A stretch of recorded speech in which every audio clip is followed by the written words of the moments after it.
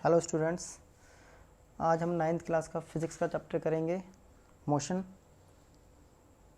जो कि एक बहुत इम्पोर्टेंट चैप्टर है 9th क्लास के लिए भी और जो आगे साइंस लेंगे उनके लिए भी। तो सबसे पहले क्वेश्चन आ जाता है मोशन। जैसा चैप्टर का नाम है वही, तो क्या होता है मोशन, कैसे एक्सप्लेन करेंगे मोशन को। कुछ लोग अगर पूछूंगा तो कुछ लोग इसके सिनोनिम्स बता देंगे। सिनोनिम्स जैसे कि मूवमेंट, ये तो मीनिंग नहीं हुआ, ये तो उसका एक और दूसरा बस इन्होंने इसका वोकेबलरी यानी वर्ड मीनिंग बता दिया दूसरा। और कुछ लोग इसके और महान लोग होंगे जो इसका वर्ड मीनिंग बता देंगे कि हाँ सर हिलना डुलना होता है। बट हिलना डुलना कैसे कैसे कहेंगे कि हम मोशन में है, कोई ऑब्जेक्ट मोशन में नहीं है। तो उसके लिए सबसे बहुत ईजी होता है। मोशन का मतलब क्या होता है, when an object changes its position with respect to time and surrounding। क्या होता है, when an object changes its position with respect to time and surroundings। जब कोई ऑब्जेक्ट अपनी पोजीशन टाइम के साथ और अपनी सराउंडिंग के साथ चेंज करता है, तब कहेंगे कि वो ऑब्जेक्ट किस में है, मोशन में है। तो मोशन में कैसे, जैसे कि सबसे इजी मेथड, आप घर से निकलते हो अपने हाउस, अपने घर से निकलते हो मॉर्निंग में स्कूल के लिए निकले। आप निकले स्कूल के लिए 7:30 AM पर, फिर आपने 1 मिनट चले, 1 मिनट आपने अपनी गली क्रॉस करी, टाइम चेंज हो रहा है। फिर 1 मिनट बाद आपने दूसरी गली क्रॉस करी होगी, दैन ऐसे करते करते करते आप अपने स्कूल पहुंच गए। ठीक है, ये तो हो गया टाइम। अब सराउंडिंग्स, जब आप अपने घर से निकले तो सबसे पहले आपने अपना पड़ोसी का घर को क्रॉस किया, क्या होगा, इट मीन्स आपने अपनी सराउंडिंग चेंज करी। फिर उससे नेक्स्ट पड़ोसी करके गलियाँ आपके पोल्स आए होंगे, बीच में ट्रीज़ आए होंगे और भी बिल्डिंग्स आए होंगे, फिर आपका स्कूल। तो ये होता है, इट मीन्स जब आप ये दोनों काम कर रहे थे, यानी पोजीशन को चेंज कर रहे थे टाइम के साथ और सराउंडिंग के साथ, तो इट मीन्स उस टाइम आप मोशन में थे या फिर कोई ऑब्जेक्ट मोशन में थी। तो ये होता है मोशन। अब मोशन भी कई टाइप के होते हैं, टाइप्स ऑफ मोशन। तो टाइप्स ऑफ मोशन, तो फर्स्ट एक होता है हमारा लीनियर मोशन। लीनियर मोशन क्या होता है, जब कोई object straight line, it means when an object travels in straight line. जब कोई ऑब्जेक्ट स्ट्रेट लाइन में ट्रैवल करता है, जैसे कि ये, इसे कहेंगे हम लीनियर मोशन। ठीक है, फिर दूसरा आता है हमारा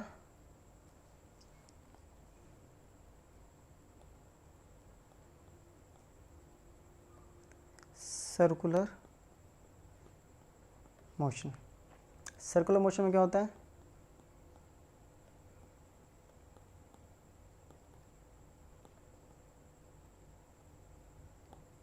moves along a circle।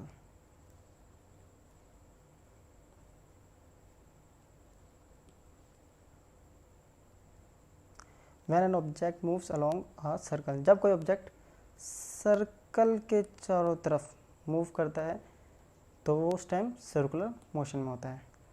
ऐसी एक होता है हमारे पास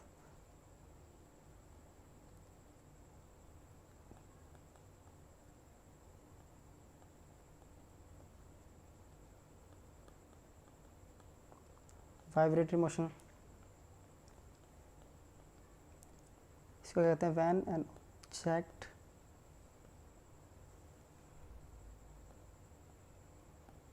to and fro about its mean position. जब कोई ऑब्जेक्ट टू एंड फ्रो या फिर बैक एंड फोर्थ भी कह देते हैं इसको, आपने पढ़ा होगा 8th क्लास में भी पढ़ा होगा, 7th में भी, छोटी क्लासेस में काफ़ी बार आता है। तो टू एंड फ्रो मीन्स आगे पीछे या ऊपर नीचे मोशन में होता है, तो उसे हम कहते हैं वाइब्रेटिव मोशन, या फिर सिंपली हम कह देते हैं कि ऑब्जेक्ट वाइब्रेशन कर रहा है। और एक और होता है हमारा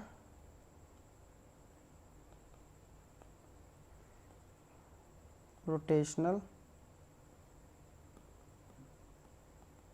मोशन। रोटेशनल मोशन में क्या होता है, रोटेशनल मोशन भी आपके सर्कल की तरह ही होता है, बट एक फिक्स पॉइंट के अलोंग जब ऑब्जेक्ट मूव करता है।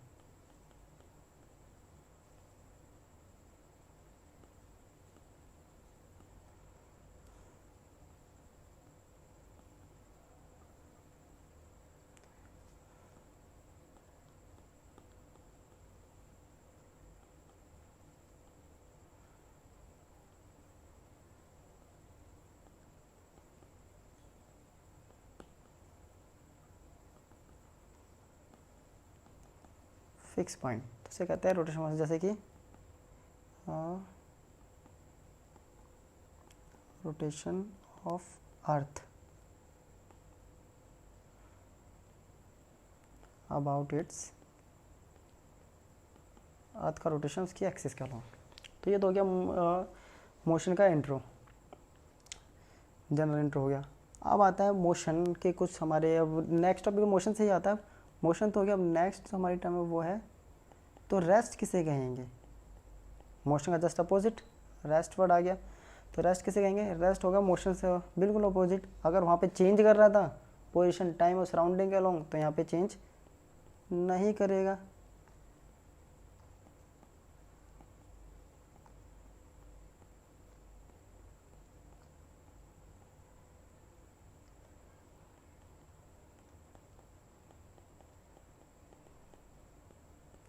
with respect to, when an object does not changes its position with respect to time and surroundings, तो ये ऑब्जेक्ट इसमें होगा, रेस्ट में होगा, सिंपल। इसका मतलब हम चल ही नहीं रहे।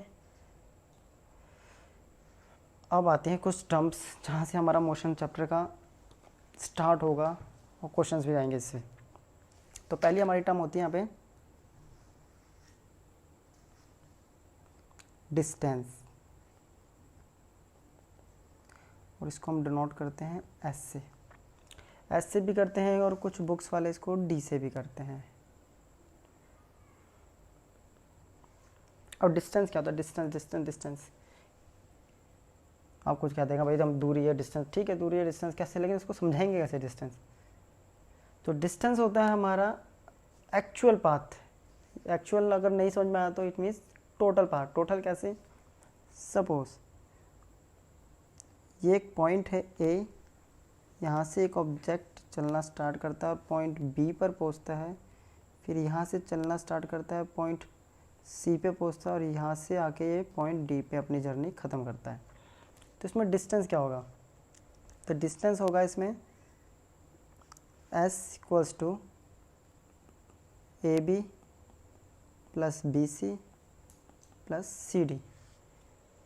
ये तो हो गया मैथमेटिकली, लेकिन इससे कुछ समझ में आया। इसमें क्या करा हमने, इसलिए फिर टोटल पाथ लिया। ए पहले बी पे गया, बी से गया सी पे, सी से डी। इट मीन्स ने जो टोटल पाथ ट्रैवल किया वो एक्चुअल और वो टोटल पाथ उसे कहेंगे हम डिस्टेंस। तो डिस्टेंस क्या हो गया,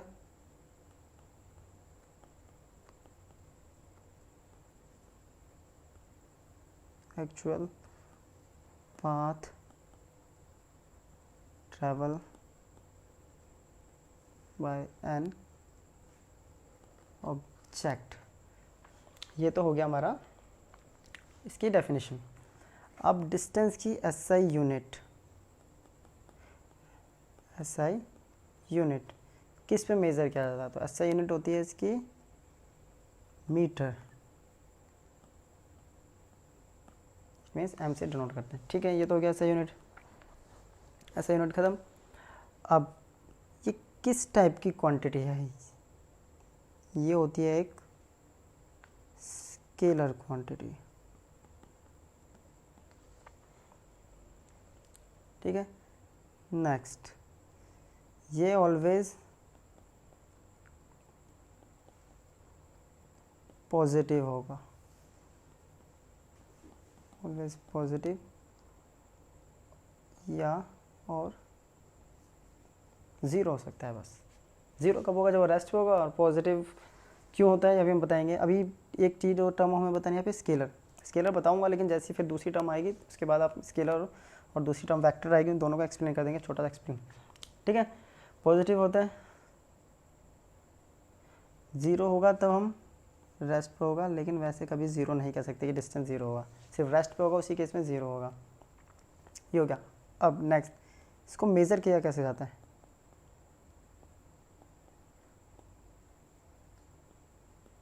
मेजर्ड बाय ओडोमीटर। इसे ओडोमीटर से हम मेज़र कर सकते हैं। ओडोमीटर एक डिवाइस होता है, आपने देखा होगा बाइक कार स्कूटर में, जिसमें हमारा आता है कि हमारी बाइक या कार इतना डिस्टेंस चल चुकी है अभी तक 1200 किलोमीटर, जब 12,000 10,000, तो वो एक ओडोमीटर लगा रखा है, उसमें फिक्स कर रखा होता है, जो कि डिस्टेंस को मेज़र करने में हेल्प करता है। ये हो गया हमारा डिस्टेंस। अब आता है हमारा दूसरी टर्म आएगी फिर हमारी, अब डिस्टेंस से ही डिस्प्लेसमेंट।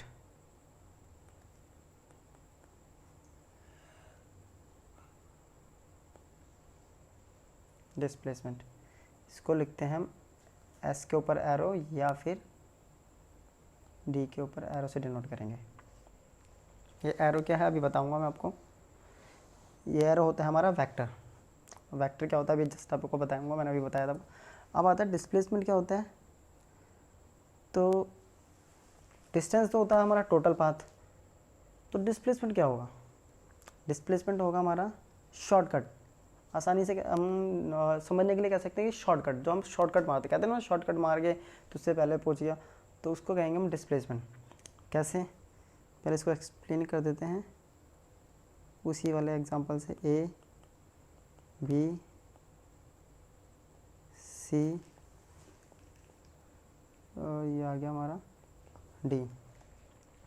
डिस्टेंस तो था हमारा ए से, डिस्टेंस क्या था हमारा यहाँ पे, डिस्टेंस हमने लिया था वहाँ पे A B plus B C plus C D, ये तो हो गया डिस्टेंस। अब डिस्प्लेसमेंट कैसे करेंगे?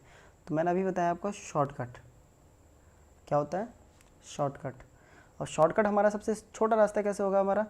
अगर हम डायरेक्ट ए से डी पे चले जाते हैं तो डिस्प्लेसमेंट हो गया हमारा। तो यही होता है हमारा displacement shortcut. It means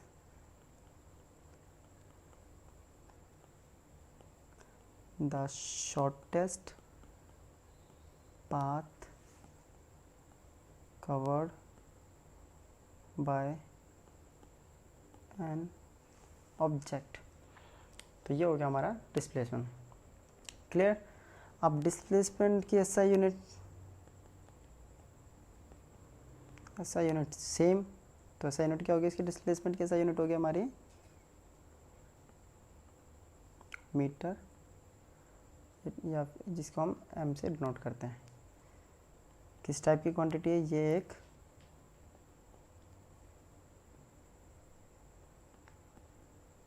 vector quantity है, वेक्टर क्वांटिटी है। और साथ साथ ये इट कैन बी पॉजिटिव,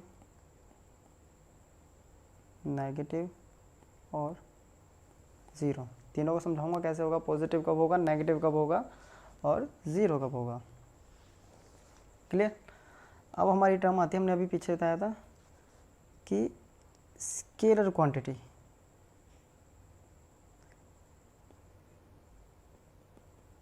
और दूसरी होती है हमारे पास यहाँ वेक्टर क्वांटिटी।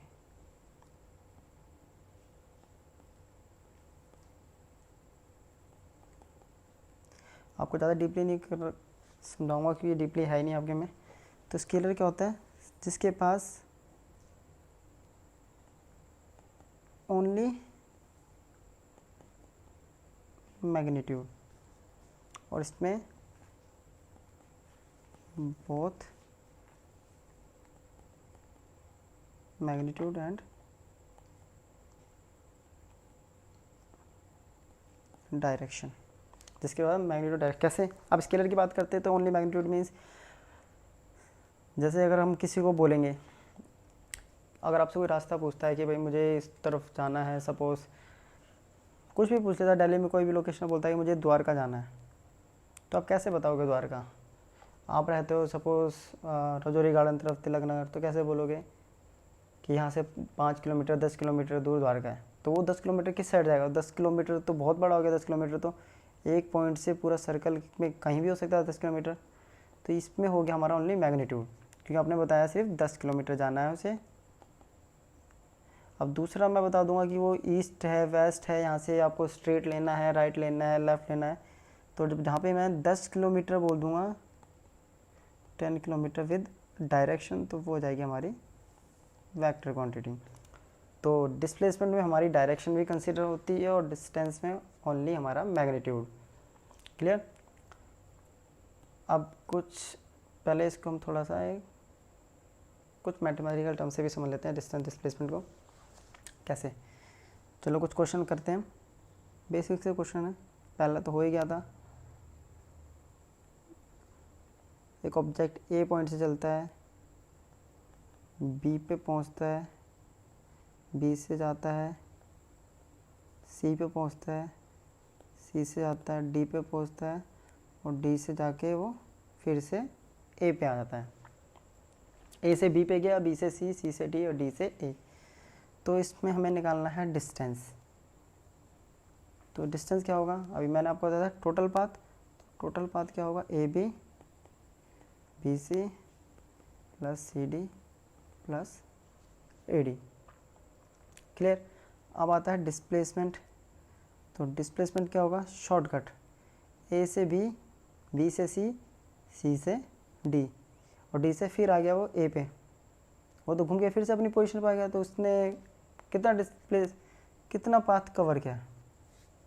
या शॉर्टकट भी मारा है तो कहाँ, वो तो अपनी जगह पे, इसकी मीन्स क्या है, वो अपनी जगह पे आ गया।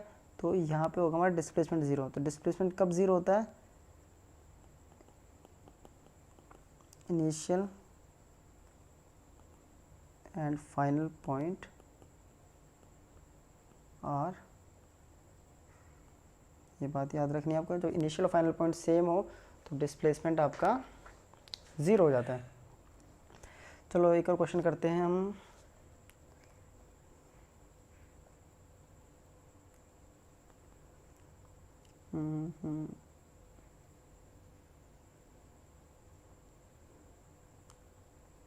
ऑब्जेक्ट ए से बी पे गया है और ये सेमी सर्कल बना रहा है हमारा।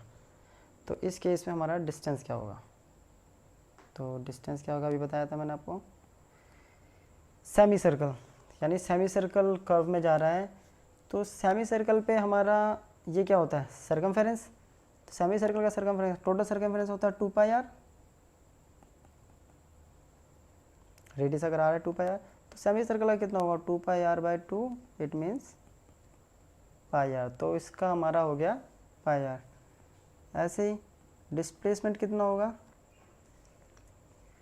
शॉर्टकट बोला बताया था ना, तो यहाँ से जाएगा बी पे, यही सबसे शॉर्टकट है। अब ये आर अगर रेडियस है तो ये कितना होगा? ये भी आर और ये भी R, it means R plus R 2r, या फिर हम इसका सिंपली डायमीटर भी बोल सकते हैं। क्लियर? अब एक और क्वेश्चन करते हैं हम ऐसे ही एक मिलता जुलता।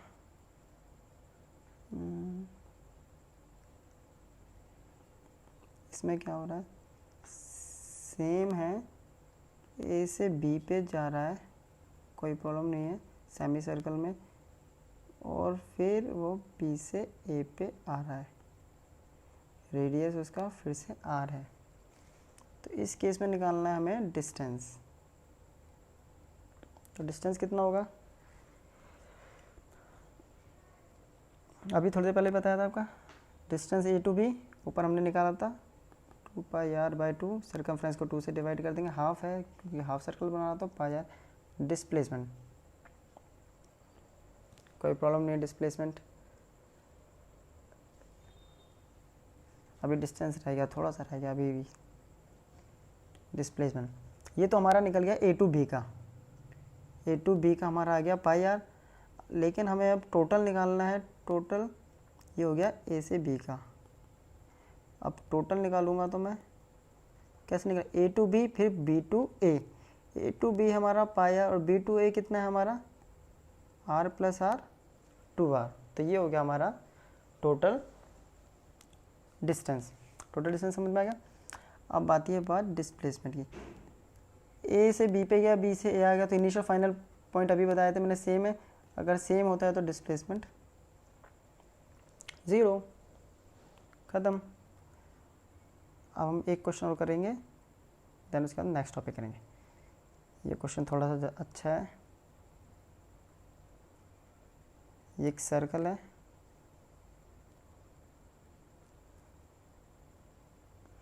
सर्कल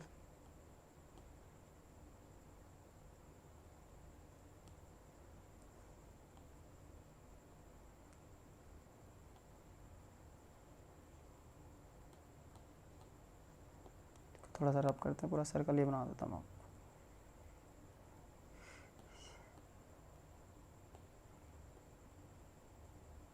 ये एक सर्कल है, क्लियर।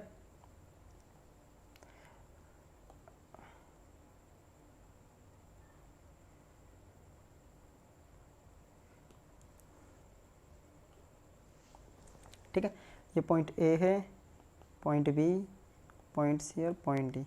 एक ऑब्जेक्ट चलता है ए से बी, फिर B to C, C to D और डी से ए।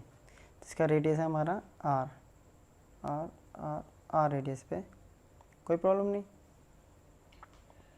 ठीक है, तो हमें क्या करना है इसमें, हम पहले ऑब्जेक्ट हमारा गया A to B, then B to सी,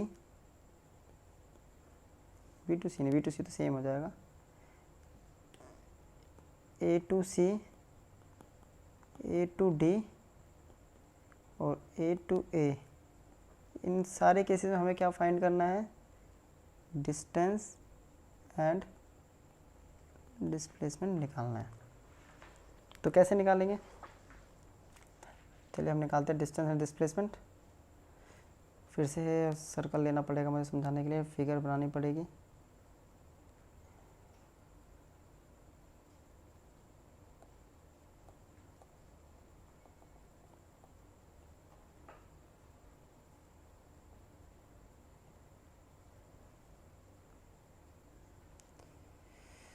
हो गया, चलिए ये था हमारा ए बी सी डी, ए से बी गया था, बी से सी से डी और डी से रेडियस था आर। पहले क्या निकाला मैं, ए से B, clear. A to B, A to B करते हैं, ठीक है। तो ए टू बी में हम निकालते हैं डिस्टेंस। डिस्टेंस कैसे निकलेगा, ए से बी ये गया हमारा इस कर्व पर, इस कर्व पे गया। अब इस कर्व पे जब गया है, ये टोटल क्या होता है हमारा सर्कमफेरेंस, जो कि होता है हमारा 2πr। इस सर्कमफेरेंस का ये कौन सा पार्ट है या कौन सा क्वाड्रेंट है, इसके 4 पार्ट हैं इक्वल, 1 2 3, यानी 1/4 पार्ट है। तो इसको हम कर देंगे 1/4 से मल्टीप्लाई, तो कितना आ जाएगा πr/2, निकलेगा डिस्टेंस। अब आती है बात डिस्प्लेसमेंट की। तो ए टू बी शॉर्टकट कहाँ से पड़ेगा, ये यहाँ से, ये है हमारा शॉर्टकट। तो ए टू बी ये निकालेंगे तो ये क्या बन रहा है हमारा राइट एंगल ट्राइंगल। ये रेडियस है तो ये भी रेडियस, ये हो गया हमारा परपेंडिकुलर, ये हो गया बेस, तो ये हो गया हमारा हाइपोटेन्यूज। हाइपोटेन्यूज हमारा डिस्प्लेसमेंट। तो हाइपोटेन्यूज हम कैसे निकालते हैं, पाइथागोरस थ्योरम का यूज़ करके, r² + r², it means 2r², जो कि हो जाएगा r√2, क्लियर। अब हम निकालते हैं A to C, A to C, A to C में निकालना है डिस्टेंस। फिर से वही ए टू सी क्या है, सेमी सर्कल, सेमी सर्कल का सरकमफ्रेंस 2 से डिवाइड करेंगे तो आ जाएगा पाई आर। निकल गया डिस्टेंस। अब हम निकालेंगे यहाँ पे इसका ए टू सी का डिस्प्लेसमेंट ये रेडियस आ रहे तो ये भी शॉर्टकट क्या है हमारे यहाँ पे, ए से सी पे डायरेक्ट चला जाएगा शॉर्टकट, सबसे शॉर्टकट यही होगा। तो क्या हो जाएगा हमारा R plus R, it means 2r। A to C complete, ये इजी था। अब आता है हमारा A to D. A to के ए से डी पे कैसे जाएंगे हम, डिस्टेंस। सबसे पहले आता है हमारा डिस्टेंस कैसे करेंगे अब, ए से गया बी, बी से ये हो गया हमारा फिर से सर्कमफ्रेंस, ये कौन सा 1/4 2/4 और ये हो गया हमारा 3/4। तो क्या आ गया हमारा 3 पाई आर बाय 2। अब इसका निकालेंगे हम डिस्प्लेसमेंट ए टू डी का। क्लियर, ए टू डी का डिस्प्लेसमेंट फिर से यही होगा शॉर्टकट, और ये हम निकाल चुके हैं। कहाँ निकाला हमने, ये निकाला, नहीं सॉरी ये हमने निकाला था ए टू बी पे, ये रहा ए टू बी पे निकाल चुके हम, ए टू बी पे ये रहा।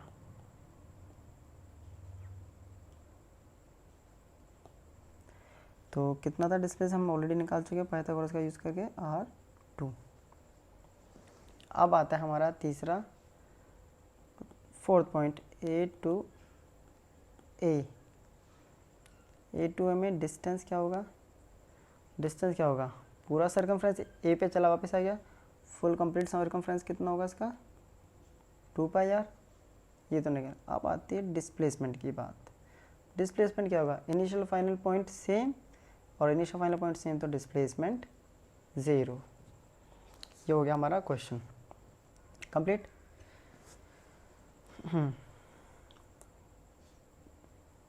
यहाँ से आपने कुछ नोटिस किया, अगर हम डिस्टेंस और डिस्प्लेसमेंट को कंपेयर करें, डिस्टेंस और डिस्प्लेसमेंट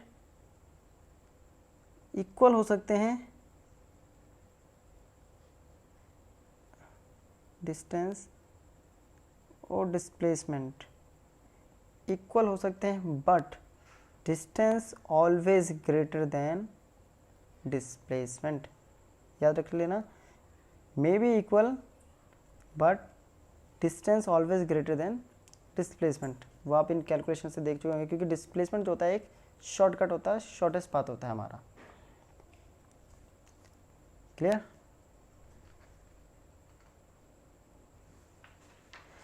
अब हम नेक्स्ट करेंगे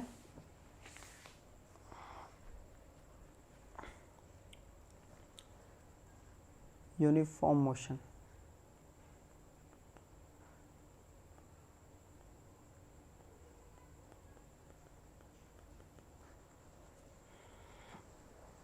यूनिफॉर्म मोशन, अब यूनिफॉर्म मोशन क्या होता है, यूनिफॉर्म मोशन होता है हमारा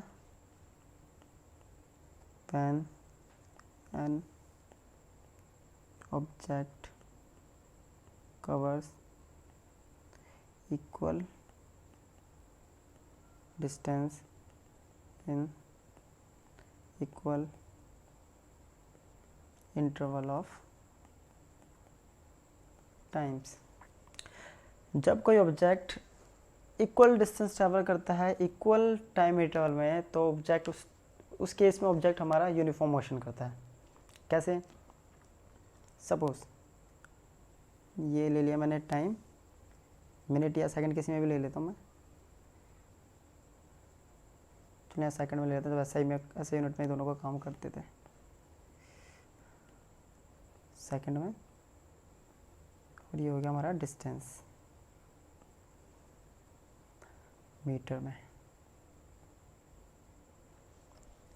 सपोज पहला टाइम था 0 1 2 3 4, ये हो गया। जब हमारा टाइम 0 था तो ऑब्जेक्ट ने डिस्टेंस ट्रैवल किया 0, टाइम हुआ 1 सेकेंड तो ऑब्जेक्ट ने डिस्टेंस ट्रैवल किया 10 मीटर, ऑब्जेक्ट टाइम हुआ हमारा 2 सेकेंड, ऑब्जेक्ट ने डिस्टेंस किया 20 मीटर, ऐसी 30 मीटर 40 मीटर। तो इस इक्वल इंटरवल में देखो, एक इक्वल इंटरवल मीन्स इन दोनों के बीच में कितना टाइम इंटरवल है, 1 माइनस 0, 1 सेकेंड में 10 मीटर, 2 माइनस 1 फिर से 1 सेकेंड में 20 माइनस 10 मीटर। तो इंटरवल हमारा हमेशा सेम आ रहा है और डिस्टेंस भी सेम आ रहा है, तो इस केस को कहते हैं हम यूनिफॉर्म मोशन। तो यूनिफॉर्म मोशन का जो पोजीशन टाइम ग्राफ बनेगा, पोजीशन मीन्स डिस्टेंस और टाइम को स्मॉल टी से डिनोट करते हैं। टाइम ग्राफ जो बनेगा वो कैसे बनेगा, डायरेक्टली प्रोपोर्शनल का। क्लियर, ये हो गया हमारा यूनिफॉर्म मोशन।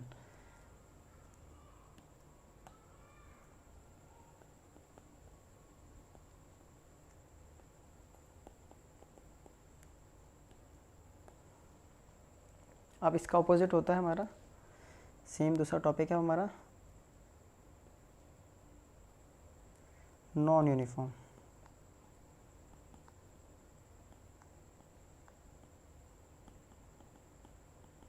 इसका just opposite,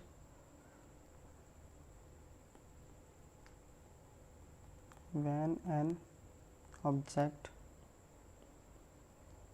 covers equal distance in unequal interval of times or vice versa। जब कोई ऑब्जेक्ट हमारा इक्वल डिस्टेंस ट्रैवल करता है अनइक्वल इंटरवल ऑफ टाइम में, या उसका जस्ट अपोजिट उल्टा भी हो सकता है, या दोनों ही अनइक्वल हो सकते हैं, तो उसे कहते हैं हम non uniform motion. It means कभी टाइम अनइक्वल हो रहा है, कभी डिस्टेंस इक्वल हो रहा है, कभी डिस्टेंस इक्वल हो रहा है तो टाइम अनइक्वल हो रहा है। तो इस केस को कहेंगे हम, जैसे कि अब मैं इसी का कर लेते हैं हम, डिस्टेंस फिर से वही सेकंड में और ये हो गया हमारा मीटर में। क्लियर, 0, 1, यहाँ हो गया 3 सेकंड हो गया, और देन मैं ले लेता हूँ यहाँ पे 2 सेकंड, यहाँ 5 सेकंड। सपोज 0 में तो 0 ही था, 1 सेकंड में उसने डिस्टेंस ट्रेवल के लिए पहले 10, फिर नेक्स्ट 3 सेकंड में भी 10 हुआ, हो गया। फिर 2 सेकंड में उसने सपोज कर दिया हमारा, कुछ भी हो सकता है, 5 मीटर। फिर उस 5 सेकंड में वो कर रहा है सिर्फ 2 मीटर। तो इस केस को कहते हैं हम नॉन यूनिफॉर्म मोशन। इसका ग्राफ वेरी करता है वैल्यू टू वैल्यू, जैसे आपकी वैल्यू वैसी होगा इसका ग्राफ, लेकिन जो हम ग्राफ इसके लिए यूज़ करते हैं वो हम लेंगे, ग्राफ में बना देता हूँ,